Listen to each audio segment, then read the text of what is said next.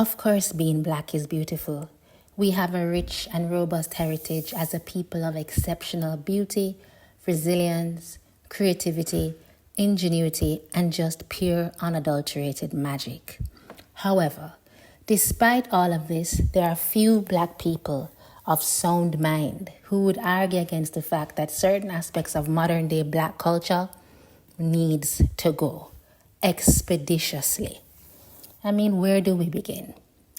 The obsession with white Jesus, for one, and the refusal to acknowledge how this image perpetuates self-hate and inferiority complex.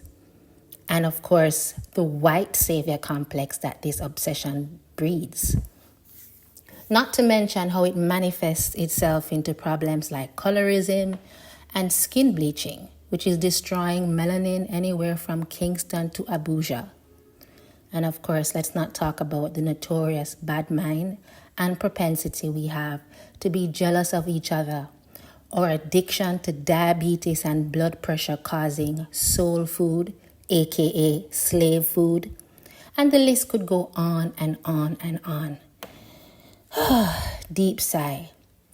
These are no doubt vestiges of a history rooted in colonialism and slavery, the untreated, unacknowledged, and unchecked trauma of over 500 years of slavery.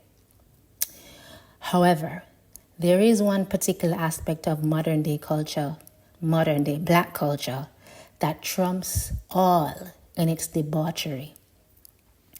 It is not discussed nearly enough and represents the greatest hindrance to our spiritual, mental, and economic freedom. In fact, black men have become so addicted to it, it's practically a rite of passage for manhood. Mention of it, and you will be swiftly dismissed as a feminist or accused of some gender war baiting. What is this, you ask?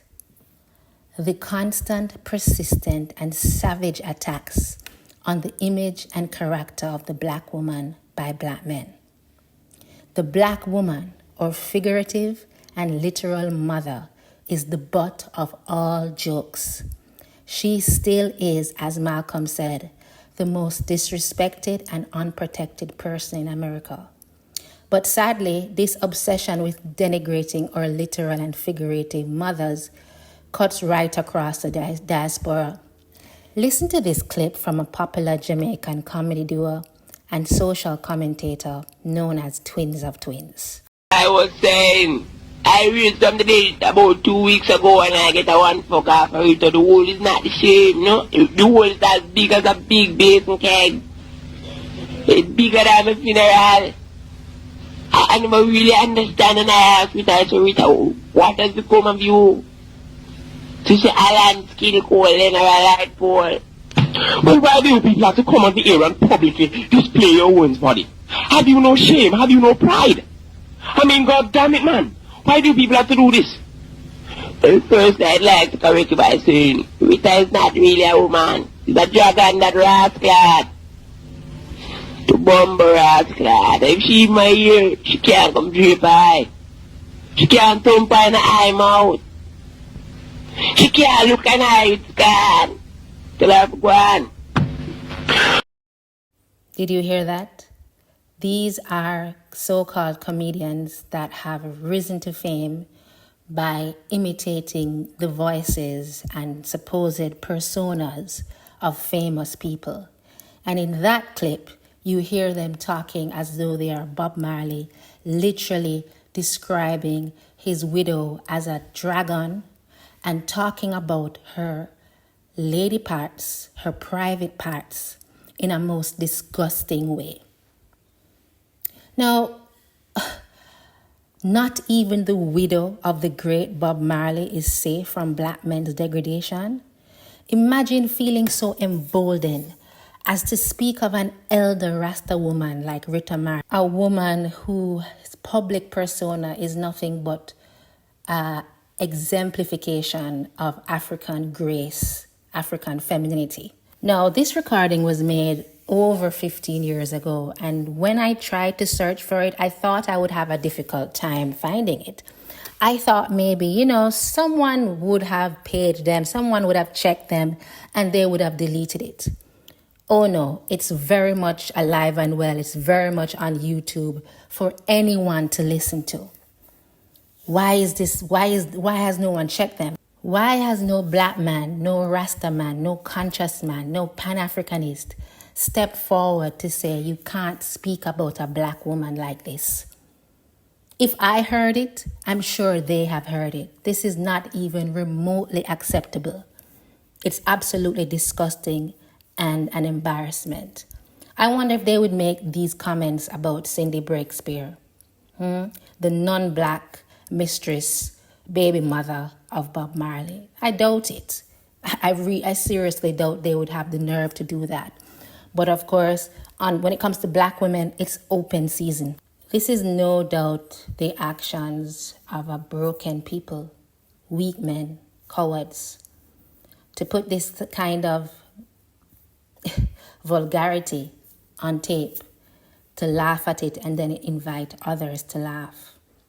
Now, Tulux, who is one half of this duo, now hosts a podcast where he regularly describes black women as bitches and termites. No one bats an eye. It's commonplace in our culture to disrespect black women. We are desensitized to it, and it's sickening. Tulux even had the audacity to make a video criticizing Queen Ifrica about a video she made supposedly wearing revealing clothes, but never had the courage, not once, to criticize her ex-partner, Tony Rebel, for his well-known abusive action toward her. Are we surprised? No. After all, black men created a whole genre of music telling the world that it was okay to disrespect and assault black women, turning themselves and their white music executive bosses into multi-millionaires from calling black women hoes and bitches. No surprise that both Karma and P. Diddy eventually turned these same men into...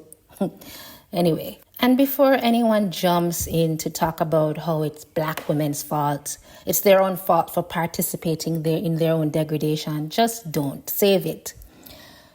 Black men say they are men and that they are natural leaders for the simple fact that they're born male. So lead.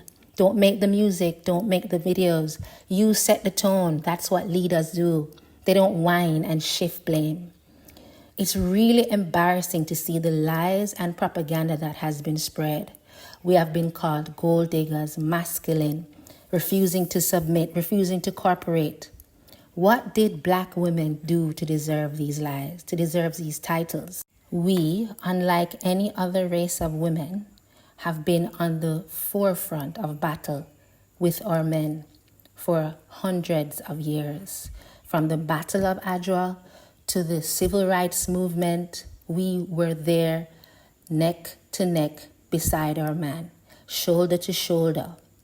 We were there in the streets getting hosed down with our men. We were in the sit-ins, in the cafes, getting spit on, getting water thrown on us. Dogs were biting us too. In the Coral Gardens massacre, the Rasta women were there getting abused by the police too.